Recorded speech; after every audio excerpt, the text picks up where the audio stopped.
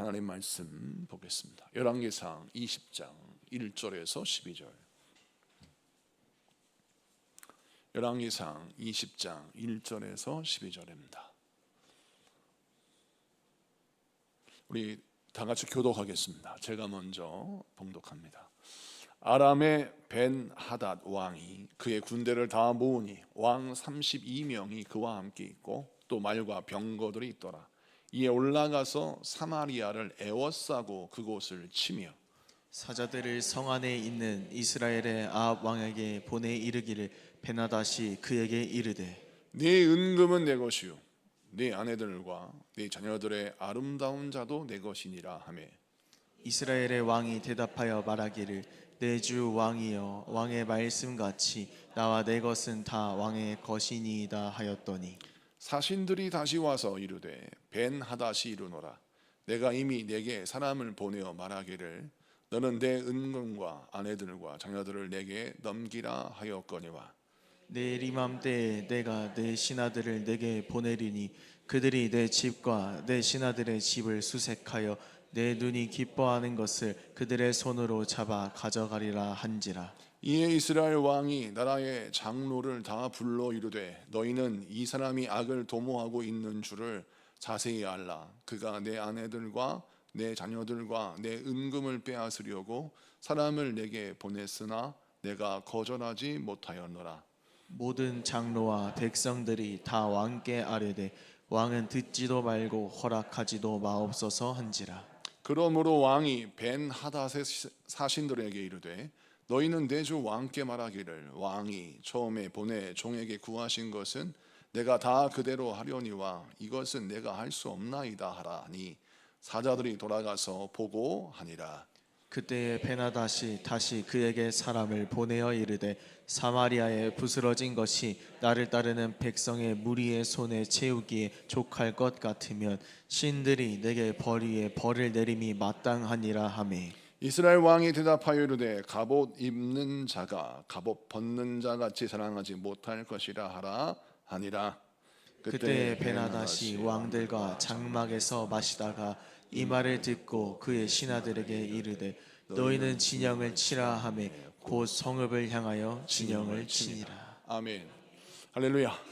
자, 오늘 열왕기상 20장 1절에서 12절까지 말씀을 통해서 열왕기상 연속 강의 너희는 내가 여호와인 줄을 알리라 라는 제목 말씀을 증거할 때 많은 은혜 받는 시간 되기를 바랍니다. 오늘 본문 말씀은 북이스라엘이 아합 왕에 의해서 지금 통치될 때 북이스라엘의 역사가 이제 아합 왕의 왕권이 점점점 쇠락해져서 아합 왕의 힘이 이제 다른 사람들, 다른 이웃들의 왕국을 통제할 수가 없는 거예요. 그러다 보니까 주변의 아람이란 나라가 북이스라엘을 만만하게 봐서 북이스라엘을 침공한 것입니다. 그래서 북이스라엘의 수도인 사마리아를 둘러쌌어요. 자, 사태가 이렇게 되자 북이스라엘의 운명이 바람 앞에 촛불과 같이 되었습니다. 자, 그런데 아람 왕인 벤하닷이 아합 왕에게 사신을 보냅니다. 그리고 뭐라 하냐면 네가 가지고 있는 은금과 네 아내들과 내 자녀들이 다 내 것이다. 이걸 인정해라 라고 사신을 보내서 묻습니다. 자, 오늘 본문은 계속해서 벤하닷이 사신을 보내고 또 아합 왕은 그 소식을 듣고 사신을 보내서 이제 말을 전하는, 그러니까 벤하닷과 아합 왕이 사신을 통해서 이야기하는 장면이 오늘 본문에 많이 등장해요. 그러니까 내용의 흐름을 잘 따라오셔야 합니다. 자, 아람 왕이 이렇게 말을 하자 아합 왕이 뭐라 하냐면 성경 말씀을 보겠습니다. 이렇게 말합니다. 4절 다 같이 읽어볼까요? 시작. 이스라엘의 왕이 대답하여 말하기를 내 주 왕이여 왕의 말씀같이 나와 내 것은 다 왕의 것이니이다 하였더니 아멘. 이게 무슨 말이냐면 아합 왕이 머리를 굴렸어요. 지금 벤하닷의 군대가 사마리아를 포위했습니다. 내가 가만히 살펴보니까 아람 왕의 군대를 이길 힘이 내게 없어요. 그래서 어떻게 하면 살아날 수 있을까를 궁리했습니다. 그러자 아람 왕의 비유를 잘 맞추면 되겠구나, 아람 왕의 마음을 좀 달래면 되겠구나, 이런 생각을 한 거예요. 그래서 아람 왕이 네가 가진 금은 너의 아내들, 너의 자녀들 다 내 것이다, 이걸 인정해라 라고 말하자 이거야 인정할 수 있지. 그래서 인정합니다. 당신이 주인입니다. 이 나라도 당신 거고 내가 가진 은금도 당신 거고 내 아내와 내 자녀들도 다 당신 것입니다. 인정합니다. 바보도 아니고. 이렇게 말하면 아람 왕이 감동돼. 그래, 네가 나의 권위를 인정했구나. 그리고 아람 왕이 돌아를 쫄았던 거예요. 순진하죠. 아람 왕이 그 말을 듣고 말이 먹히네. 그래가지고 사실을 또 보냅니다. 뭐라 하느냐, 성경 말씀 봅시다. 5절 16절 두 절을 한꺼번에 읽습니다. 시작. 사신들이 다시 와서 이르되 베나다시 이르노라. 내가 이미 내게 사람을 보내어 말하기를 너는 내 은금과 아내들과 자녀들을 내게 넘기라 하였거니와. 그때에 베나다시 다시 그에게 사람을 보내어 이르되 사마리아에 부스러진 것이 나를 따르는 백성의 무리의 손에 채우기에 족할 것 같으면 신들이 내게 벌 위에 벌을 내림이 마땅하니라 하매. 네, 5절을 읽어야 되는데 10절을 읽었어요. 5절 제가 읽어드릴게요. 사신들이 다시 와서 이르되 벤 하닷이 이르노라. 내가 이미 내게 사람을 보내어 말하기를 너는 내 은금과 아내들과 자녀들을 내게 넘기라 하였거니와. 6절 내일 이맘때에 내가 내 신하들을 내게 보내리니 그들이 내 집과 내 신하들의 집을 수색하여 내 눈이 기뻐하는 것을 그들의 손으로 잡아 가져가리라 한지라. 이게 무슨 뜻이냐면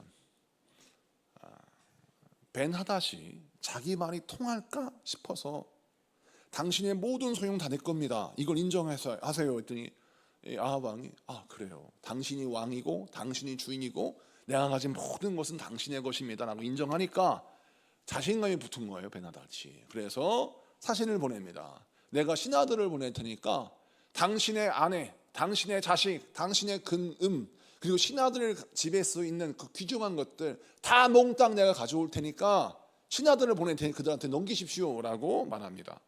선을 넘었죠. 이 말을 듣고 아합 왕이 고민을 하는 거예요. 아니, 벤 하닷의 마음을 뭔가 맞춰주면, 그 사람의 비유를 맞춰주면 뭔가 문제가 해결될 것 같았는데 이게 산 넘어 산인 거예요. 한번 약한 모습 보였더니 이제는 자기 집처럼 들어와서 내 아내와 자식들과 우리 신하들의 집 안에 있는 모든 금은보화까지 다 가져가겠다는 거예요. 이 말을 들어줄 수는 없잖아요. 그런데 아합 왕이 그래도 이 전쟁이 붙으면 자기는 질 것 같은 거예요. 그래서 불안한 나머지 신하들을 모아서 회의를 합니다. 야, 사신이 이런 전가를 가져왔는데 내가 아무리 생각해봐도 이거 만약 안 들어주면 아람 군대가 우리 사마리아를 다 무너뜨리려고 덤벼들 텐데 어떻게 하면 좋을까? 신하들이 뭐라고 대답하냐면 왕이시여, 말도 안 됩니다. 그 말을 들어줘서는 안 됩니다 라고 말을 해요. 그럼 거절을 해야 될 거 아니에요. 그래서 아합 왕이 어떻게 거절하냐면, 자, 성경 말씀 보겠습니다. 11절 다 같이 있습니다. 11절 시작.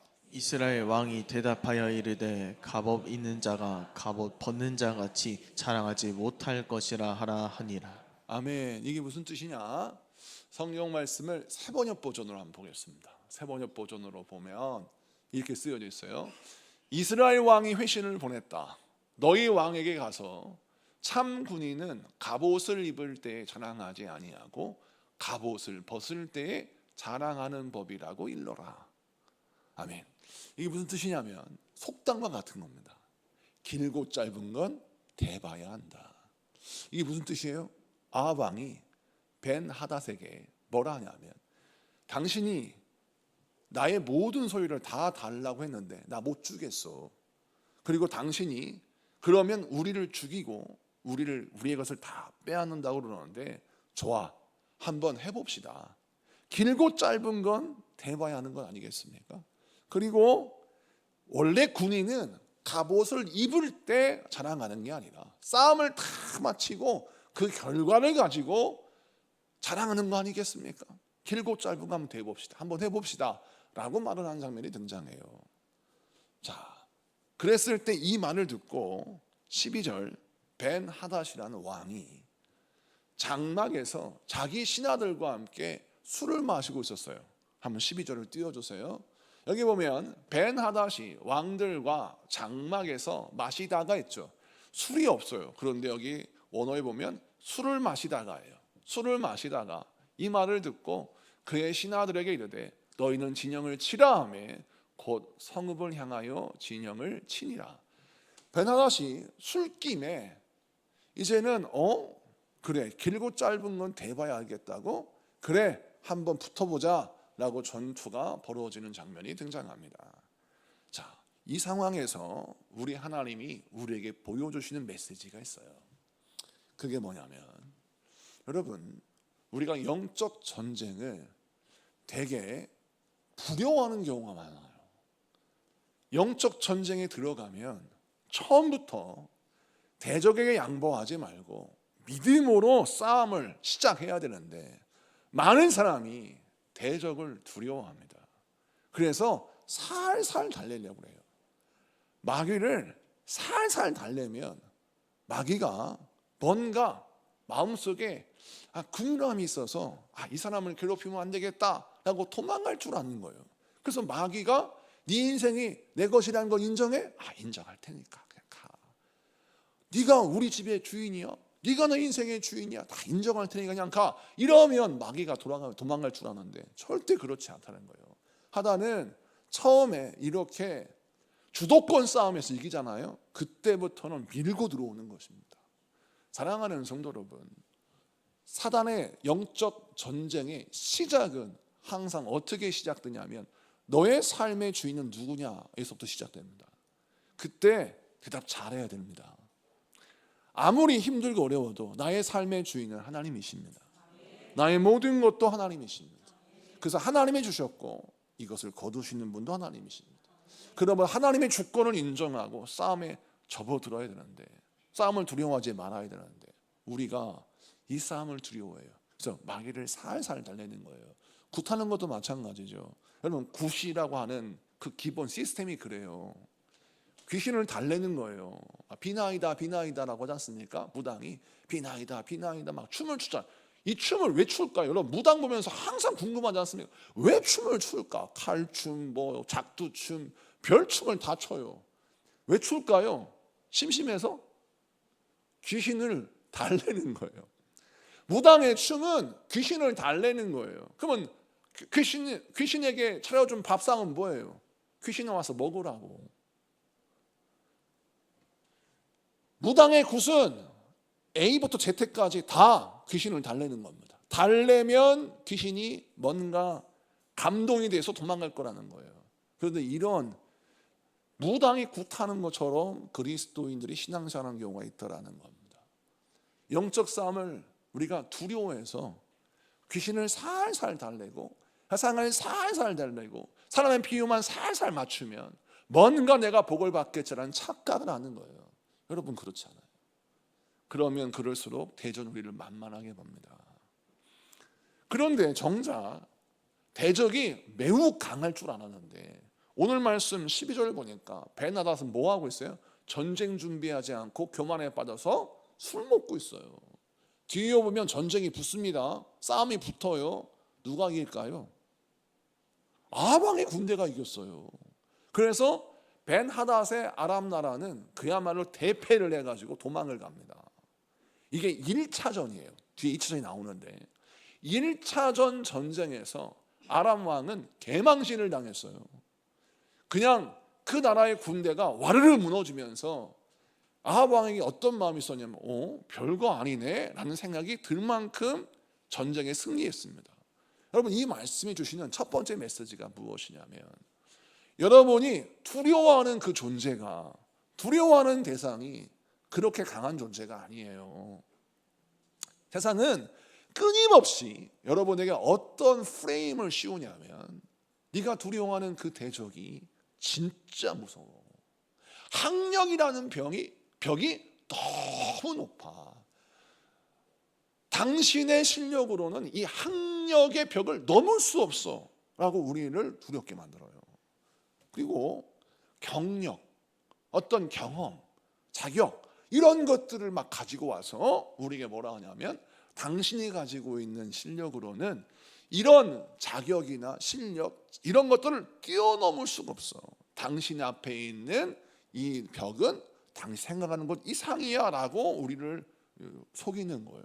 그런데 막상 맞닥뜨려 보면 별거 아니에요. 능히 뛰어넘을 수 있는 허들이고 능히 극복할 수 있는, 여러분, 차별이라는 거예요. 여러분, 오늘 이 말씀을 우리는 기억해야 합니다. 여러분이 두려워하는 거 생각만큼 강하지 않아요. 여러분이 그 두려워하는 그 차별, 편견, 어떤 약점, 그게 대단히 여러분 인생에 큰 문제가 될 것 같잖아요. 절대 그렇지 않아요. 시간이 지나면 별거 아닌 것을 깨닫게 됩니다. 저 신학대학 때 우리 동기들이 가장 목표했던 것이 무엇이냐, 누가 먼저 재빨리 목사 안수를 받느냐. 최연소 목사 안수 받는 게 하여튼 자랑이었어요. 제가 29의 목사 안수를 받았어요. 그러니까 동기들 가운데는 정말 가장 먼저 목사 안수를 받았습니다. 그때는요, 자부심이 대단했습니다. 그런데 41에 개척하니까요 그런 건 다 부질없는 것이 되었어요. 자랑할 것도 아니죠. 29에 목사 안수 받았다는 게 자랑거리니까 그 얘기들 막 은혜가 돼요? 전혀 은혜가 안 돼. 근데 그 시절에는 철이 없어서 그게 대단한 자랑거리인 줄 보였어요. 두 번째는 개척하면 저는 죽는 줄 알았어요. 늘 사모랑 저랑 길을 지나가다가 우리 사모는 늘 마음속에 개척의 부르심이 있어서, 목사님, 저는 개척교회를 볼 때마다 하나님이 우리를 세우셔서 개척을 시키실 것 같아요. 시골교회에서 목회할 때도 우리 사모가 뭐라 했냐면, 그 추정교회, 그 문제의 그 추정교회를 읍내로 옮겨서, 금산 읍내로 옮겨서 거기다가 이전 예배를 드리고 새롭게 개척하자는 거예요. 자칫했으면 제가 금산 읍내에서 개척할 뻔했어요. 그때 우리 사모가 그렇게 막 이게 추정교회를 팔아서 이 산 위에 중턱에서는 안 된다. 그러니까 이걸 팔아서 읍내로 가자. 그 당시에 우리 사모 나이가 26밖에 안 되는데 하여튼 간에 믿음이 얼마나 좋은지 그렇게 하자고 했어요. 그때는 너무 두려웠어요. 굳고 말렸습니다. 안 된다. 내 나이 29이가 당신이 지금 26밖에 안 되는데 우린 경험이 부족하다. 그리고 추정교회 이 땅과 이 건물 팔아서 간다 하더라도 금산 읍내에 도대체 어떤 상가를 얻으며 어떻게 교회가 성장하겠냐. 우리는 아직 부족하다. 안 된다. 끝까지 제가 말렸는데요, 기어이 우리 사모가 하자고 해가지고 부동산이 내놨어요. 근데 중요한 건 보러 온 사람이 한 명도 없었어요. 아무도 안 보러 왔어. 상중턱에 있는 그 자그마한 농촌교회를 누가 사겠다고, 어떤 교회가 그 교회에 들어오겠다고 오겠습니까? 참 자기 생각인 거죠. 생각해 보세요. 아니, 작은 예배당 산중턱에 있는 그 시골교회를 누가, 어떤 교회가 사겠다고 여러분 들어오겠습니까? 나도 거기서 나가려고 하는데. 그러니까 그 말이 안 되죠. 그래서 내 말이 맞는 거 아니냐라고 했는데, 그런 상황 속에서 제가 개척을 해보니 물론 두렵죠. 정말 힘들었어요. 그런데 막상 맞닥뜨려 보니까 하나님이 함께 하시면 그것도 가능하더라는 거예요. 여러분의 인생도 마찬가지예요. 내가 어떤 일을 하든 무슨 일을 하든 두렵습니다. 모든 게 다 두려워요. 남자는 군대 갈 때 두렵고요, 또 직장인은 직장에 처음 갔을 때가 두렵고, 많은 젊은이들은 결혼해가지고 막상 결혼 생활을 시작할 때 두렵고요. 모든 게 다 두려워. 사업도 마찬가지. 그런데 막상 해보면요, 다 살만해요. 할 수 있어요. 그렇게 무섭지 않아요. 감당이 돼요. 그런데 사탄은 여러분 어떻게 속이냐면, 너 절대 못해, 불가능해, 안 될걸 하면서 우리를 흔들어 놔요. 오늘 성경 말씀 보세요. 아합왕이 얼마나 바보 같습니까? 싸우면 자기가 이기는데 싸워보지도 않고 자기가 진대요. 그리고 바보같이 상대방이 네 자식, 네 아내, 네 가진 모든 것 다 내 거야 라고 했더니 당신 말이 맞아요. 다 당신 겁니다. 내 거 아닙니다. 이런 바보 같은 말을 하니까 세상에 만만하게 보잖아요. 여러분, 세상에 만만하게 보는 신앙이 되지 말아야 됩니다. 할렐루야. 여러분이 가진 고귀한 예수 그리스도의 이름, 그 이름의 권세를 가지고 기도하는 우리 모두가 왜 마귀에게 두려움을 가지고 벌벌 떨면서 마귀의 비유나 살살 맞추고 사람의 비유나 살살 맞춰가지고 뭔가 얻겠다고 하는 그 생각을, 얄팍한 마음을 내려놔야 돼요. 정명승부 벌일 수 있는 믿음이 있어야 합니다. 싸움은 이겨요. 할렐루야. 오늘 이 말씀 붙들고 대적을 내 생각보다 더 크게 보지 말고 하나님을 내 생각보다 더 크게 보신 여러분에게 축복합니다. 두 번째 말씀을 보면 13절 같이 한번 읽어볼까요? 13절 한 절 다 같이 했습니다. 시작.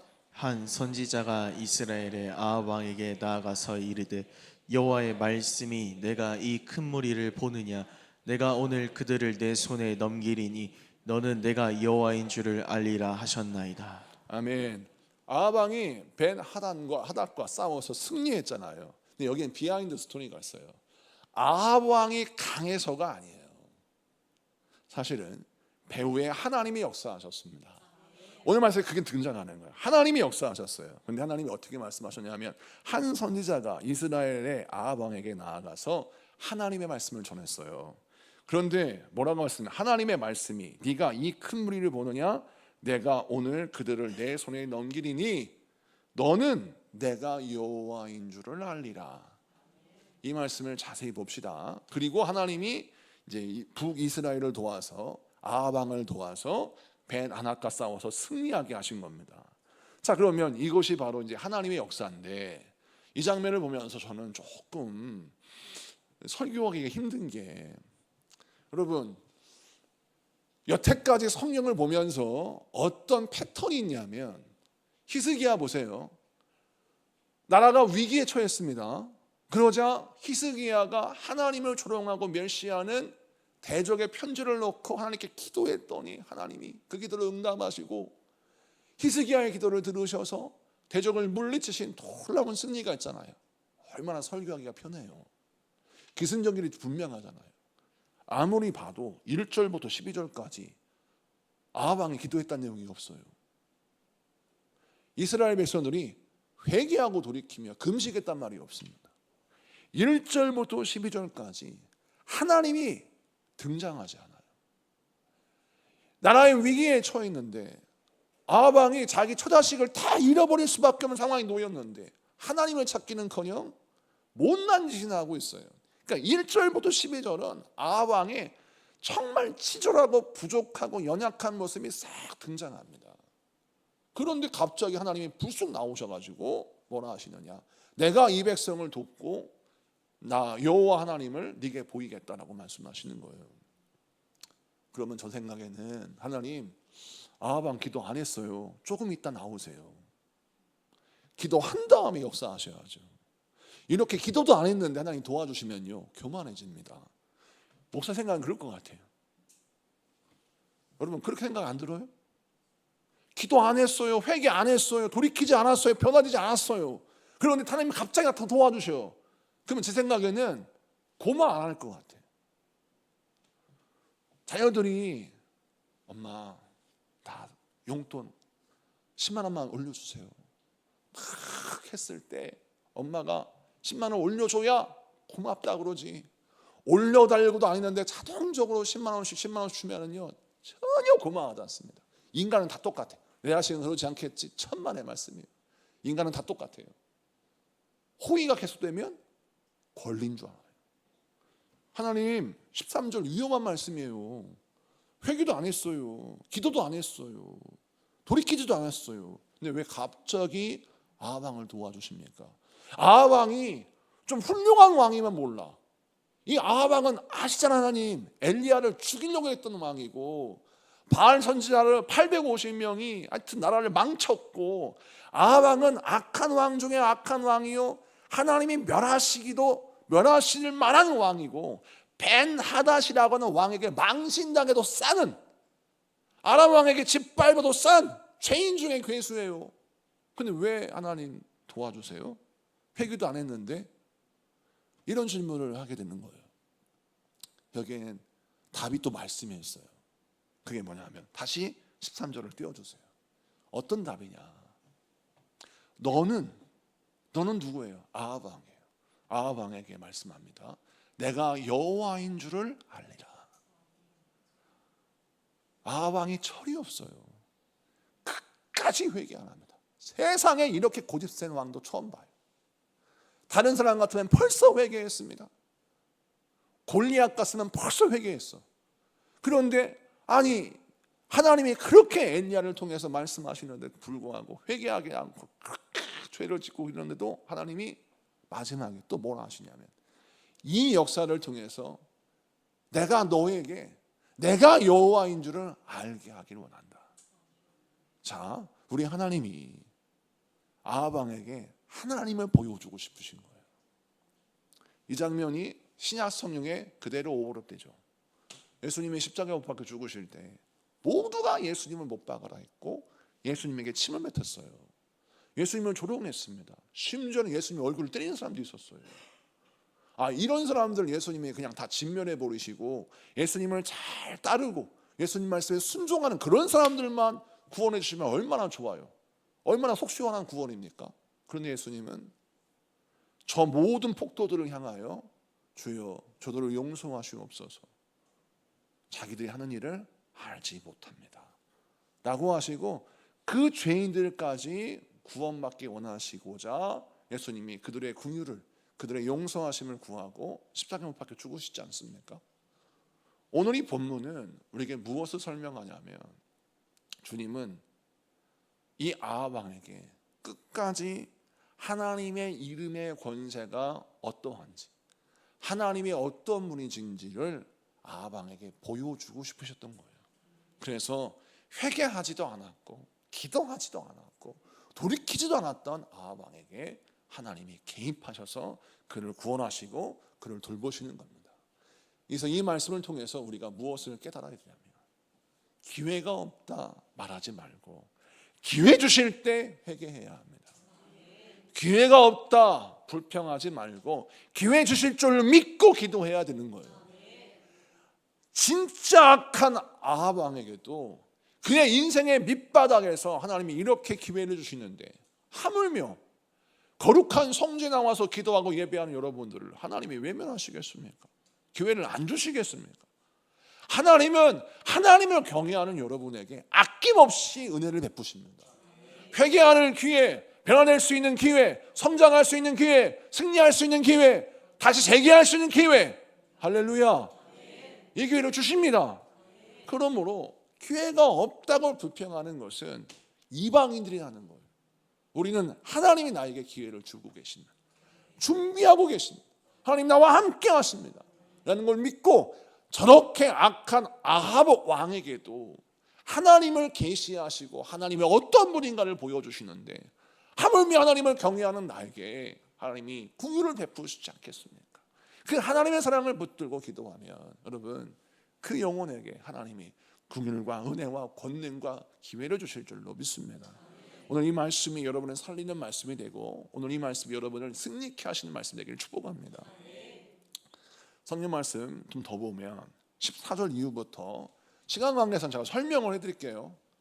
성경은 다 준비를 해놨는데 한 절 한 절 읽으면 더 은혜가 되는데 너무 시간이 오래 걸리니까 이제 어떤 문제가 생기느냐, 벤하닷이 1차전에서 패배했어요. 망신당했죠. 그러니까 이 벤하닷이 뭐라고 부하들한테 말을 하냐면, 내가 진 이유가 사실은 내가 못나서가 아니라 북이스라엘이 또 강해서가 아니라 저놈의 북이스라엘이 섬기는 여호와라는 신이 있는데 그 신이 이 산악전에서 강한 신이야. 근데 우리는 평지의 싸움에서 강하거든. 그러니까 산악전에서 강한 여호와의 신이 주관하는 산악전에서 우리가 졌으니까 이제 평지에서 북이스라엘 저들과 함께 싸우면 우리는 승리할 거다 라고 말하는 장면이 있습니다. 23절의 말씀을 보겠습니다. 23절 다 같이 했습니다. 시작. 아람 왕의 신하들이 왕께 아뢰되 그들의 신은 산의 신이므로 그들이 우리보다 강하였거니와 우리가 만일 평지에서 그들과 싸우며 반드시 그들보다 강할지라. 아멘. 자, 이렇게 모두가 다 이구동성으로 우리가 이번에 한 번 더 싸우면 이길 수 있습니다. 작년에 그렇게 두들겨 맞고 정신 못 차리고 이제 다음 해가 됐는데 한 번 더 원정을 나가서 전쟁을 벌이면 우리는 승리할 텐데 그 승리의 조건이 산악의 신인 여호와가 활동하는 그들의 필드, 산에서 싸우지 말고 평지에 싸웁시다. 그래가지고 벤하닷과 그의 신하들과 그에 따르는 여러 왕들이 군대를 모으고 병거를 모아서 다시 2차전 전쟁이 붙어요. 그때 하나님이 다시 처음에 13절에 한 선지자를 보내서 아합 왕에게 말씀하셨던 것처럼 다시 말씀하신 장면을 보겠습니다. 28절 말씀 봅시다. 28절 다 같이 읽습니다. 시작. 그때에 하나님의 사람이 이스라엘 왕에게 나와 말하여 이르되 여호와의 말씀에 아람 사람이 말하기를 여호와는 산의 신이요 골짜기의 신은 아니라 하는도다. 그러므로 내가 이 큰 군대를 다 내 손에 넘기리니 너희는 내가 여호와인 줄 알리라 하셨나이다 하니라. 아멘. 오늘 말씀에 여호와는 산의 신이요 골짜기의 신은 아니라, 이 골짜기란 말은 그 산과 산 사이에 있는 골짜기, 평지를 말하는 거예요. 자, 그러니까 하나님이 아람 사람들이 하는 말을 다 들으셨어요. 들으시고서 그 이야기를 그대로 아합 왕에게 전달해 주십니다. 여러분, 이 대목을 그냥 넘어가면 안 돼요. 우리가 평소에 하는 말 하나님이 다 들으세요. 정말 주의해야 합니다. 우리가 평소에 하나님은 뭐 교회 안에서만 활동하시지 우리 인생에서는, 우리 삶의 현장에서는 하나님 활동하지 않으셔. 하나님 주무시나 봐. 이런 얘기 우리가 함부로 하거든요. 다 들으세요. 여러분, 다 들으십니다. 다 들으시고 그거 녹음한 것처럼 그대로 말씀하세요. 너 지난번에 안욱의 집사 만나가지고 너 이렇게 믿음 없는 얘기했지. 어머, 하나님 어떻게 하셨어요? 내가 다 들었다. 너 안욱의 성도랑 만나가지고 이런 믿음 없는 얘기했지. 나의 능력을 비웃고 조롱하며 나는 능력이 없어서, 우리에게 은혜를 베푸신 하나님이지만 돈 버는 건 어쩔 수가 없고, 우리에게 은혜를 베푸실 수는 있지만 나의 사업과 나의 직장, 나의 인생에서는 구체적인 능력을 행할 수 없는 하나님은 산 위에 갇히신 하나님처럼 교회에 갇히신 하나님, 그렇게 네가 말했지. 내가 다 들었어. 이런 말이에요. 여러분, 하나님은 산에 갇히신 분이 아니에요. 하나님은 교회에 갇히시는 분이 아닙니다. 현대 기독교인들이 가장 많이 저지르는 죄가 바로 무엇이냐면 교회의 크기로 하나님의 크기를 봐요.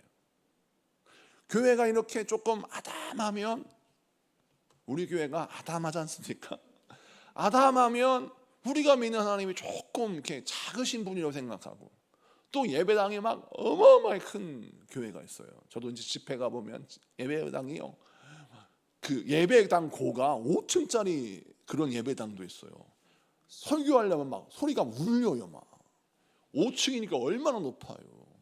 막 1000명, 2000명 앉는 예배당에서 예배드리는 경우가 있는데, 그런데 문제는 2000명이 모이는 교회에, 그런 큰 교회 1200평 모이는 그런 어떤 1200평 크기의 교회 교인은 또 착각하기에 자기 신앙도 1200평인 줄 알아요. 큰 착각입니다, 여러분. 큰 착각이에요. 하나님은 우리의 환경의 크기가 아니에요. 우리가 어떠한 환경에 놓여 있다 하더라도 하나님은 그 환경에 갇히시는 분이 아니라 만군의 하나님, 창조주 하나님, 전 우주를 통치하신 하나님이에요. 그러므로 오늘 이 본문을 기억해야 합니다. 아람 왕이 하는 짓을 우리가 평소에 하고 있어요. 내가 삶이 궁핍하고 어렵잖아요. 그럼 하나님은 그렇게 부족하고 궁핍하신 분인 줄 알아. 내가 삶이 가장 힘들고 어려워. 그러면 하나님도 늘 힘들고 어려운 그런 분으로 알아요. 그런데 하나님은 우리의 상황과 환경에 갇히시는 분이 아니라 우주를 통치하시고 지배하시며 다스리시는 분입니다. 그러므로 우리는 하나님을 어떻게 믿어야 되느냐? 상황을 통하여 하나님을 바라보지 말고 말씀을 통하여 하나님을 바라봐야 돼요. 그리고 말씀을 통하여 그 하나님을 나의 인생의 환경 속에서 하나님을 그려야 합니다. 어떻게 그립니까? 열악하고 힘든 환경 속에서 하나님의 긍휼과 사랑이 나의 인생을 바꾸는 그 하나님의 아름다운 청사진을 그리며 하나님의 역사하심을 기대하며 기도해야 하는 것이죠. 그런 기도가 있었을 때 놀라운 승리가 있는 거예요. 제가 많은 후배 목사님들에게 기도를 가르치면서 제가 당부하는 말씀이 있어요. 그게 뭐냐면 처음에 교회를 개척하면 성도가 별로 없기 때문에 설교할 때 눈을 어디에 둬야 될지 참 모릅니다. 여러분은 걱정 안 했겠지만 설교하는 사람은 참 힘든 게요. 사람이 이렇게 여러 대 있으면 이렇게 여러 군데를 보면 설교할 수 있습니다. 한 군데를 보면 설교하지 않아요. 그런데 중요한 건 한 명, 두 명 앉았을 때가 문제예요. 한 명, 두 명이 앉아 있을 때는 한 명, 두 명을 계속 쳐다보고 설교한다고 쳐보십시오. 우리 국민기 집사님 만약에 혼자 있다. 그럼 국민기 집사님 통해서 막 설교를 한단 말이에요. 그러면 지금은 은혜롭지만 한 번, 두 번 반복되면 혹여나 부담스러워요. 계속 쳐다보니까 하는 사람도 부담스러워. 그러다 보니까 때로는 빈자리를 보고 설교를 해야 되는 거예요. 이게 쉽지 않아요. 빈자리를 보고 설교하는 거, 비는 자리를 보고 설교하는 거 쉽지 않습니다. 그런데 하나님께서 이 훈련을 저에게 시키셨어요. 부목사 때 설교를 하고 싶은데 설교할 기회가 없는 거예요. 저는 그래서 우리 전사님들한테 설교할 기회를 많이 드립니다. 하죠. 설교할 기회를 못 줬다 그러면 얘기는 절대 못 할 거예요. 정말 설교할 기회를 많이 줍니다. 이유는 제가 한이 맺혔기 때문에 설교하고 싶은데 설교할 기회가 없어. 그래서 10년 동안 제가 어떻게 부목사 생활을 했냐면 교육관에 한 8시쯤 다 퇴근하고 없을 때 교육관에 들어가요. 그래서 문을 딱 잠가 아무도 못 들어오게. 그리고 딱 예배당에서 저희 가족들만 놓고 설교하게 됐고 저 혼자 설교도 하게 됐고 우리 성현이 수현이 앉혀놓고 설교를 하면 성현이 수현이는 설교 듣다가 보면 지루하지 않습니까? 지들이 막 도망다녀요. 막 왔다 갔다 그러는데 그 빈 예배당에서 매주 설교를 했어. 빈 의자를 놓고 설교를 합니다. 그러면 설교를 쭉 하잖아요. 쉽지 않아요. 왜냐하면 사람이 반응을 해야 뭔가 힘이 날 텐데 아무도 없는 빈 의자를 놓고 설교가 어렵잖아요. 그래서 어떻게 하냐면 사람을 그려요. 의자에서 사람을 그려. 앉아있다고 생각하고 사람을 그립니다. 키 큰 사람, 키 작은 사람, 하여튼 여러 사람을 그려. 그래서 그려서 사람이 있는 것처럼 설교를 했어요. 이걸 10년을 했어요. 그랬더니 개척을 딱 했는데 처음에 개척했을 때 한 명, 두 명밖에 없을 때에도 마치 10명, 100명이 있는 것처럼 설교할 수 있었던 것은 무엇이냐? 사람을 그리며 설교했다는 거예요. 그래서 한 분만 보고 설교하지 않고 옆에도 봤다가 이쪽도 봤다가 뒤로 봤다가 이러면서 설교할 수 있는 담대함이 있었고 설교하면서도 어색하지 않게 되었다는 거예요. 제가 이걸 자랑 삼하는 게 아니라 여러분의 인생도 마찬가지예요. 여러분의 삶의 영역이 하나님이 예비하신 여러분의 땅에 있어요. 없는 걸 있는 것처럼 그리며 기도하는 것입니다. 하나님 나에게 이런 은혜를 주시고 이런 복을 주시고 이런 권능을 허락하십니다고 그리며 기도하는 이 기도가 우리에게 필요한데 왜 그러냐? 사람들은 끊임없이 하나님을 산 위의 하나님으로 그려요. 그리고 하나님은 그 산에 갇힌 분이라고 생각합니다. 이것이 착각인 거예요. 그래서 하나님께서 뭐라고 하십니까? 하나님은 산 위에 갇히시는 하나님이 아니고 또 골짜기에서만 일하시는 그런 하나님이 아니에요. 하나님은 무소부재하신 하나님이에요. 하나님은 우리에게 모든 삶의 영역에서 당신의 권능을 보이시는 분이에요. 오늘 이 말씀 붙들고 여러분 절대 환경에 눌려서 여러분 낙심하지 말고 우리 하나님 우리에게 허락하신 그 은혜를 붙들고 불가능을 향하여 주의 말씀을 선포하신 여러분에게 축복합니다. 말씀 맞습니다. 하나님은 심판받아 죽어마땅한 아합왕에게도 끊임없이 당신을 드러내셨습니다. 이유는 아합왕을 살리시기 위함이었어요. 이것이 하나님의 긍휼이에요. 이것이 하나님의 사랑입니다. 하물며 오늘 이 바쁜 와중에서도 주 앞에 나와 예배하는 여러분들에게 하나님의 긍휼을 베푸시지 않겠습니까? 하나님이 여러분을 도우실 겁니다. 전쟁은 여러분에게 속한 것이 아니에요. 하나님께 속한 것이에요. 세상을 너무 무섭게 보지 마세요. 여러분이 힘들다고 넘기 어렵다고 하는 그 모든 장벽들이요 그렇게 무섭지 않아요. 여러분이 그렇게 두려워하는 사람들 있죠. 별거 아니에요. 기도하고 달려들면, 기도하고 덤벼들면 별거 아님을 깨닫게 됩니다. 근데 왜 사람을 두려워하십니까? 왜 여러분 둘러싼 모든 제한적인 환경을 두려워하십니까? 경쟁이 치열하다고 우리가 실패합니까? 경쟁이 없었던 적은 없어요. 그리스도인들은 오히려 경쟁을 바라보지 말고 나를 탁월하게 만드시는 하나님의 은혜를 바라봐야 합니다. 하나님의 탁월함이 부어지면 경쟁이 100대 1이든 500대 1이든 그건 의미가 없어요. 중요한 건 하나님의 탁월함을 받는 것입니다. 오늘 말씀 붙들고 주여 전쟁은 내게 속한 것이 아니요 하나님께 속한 것이고 주여 세상이 두려워하는 하나님의 탁월함이 나의 능력이 되게 하여 주옵소서. 기도하는 여러분에게 축복합니다. 우리 찬양합시다.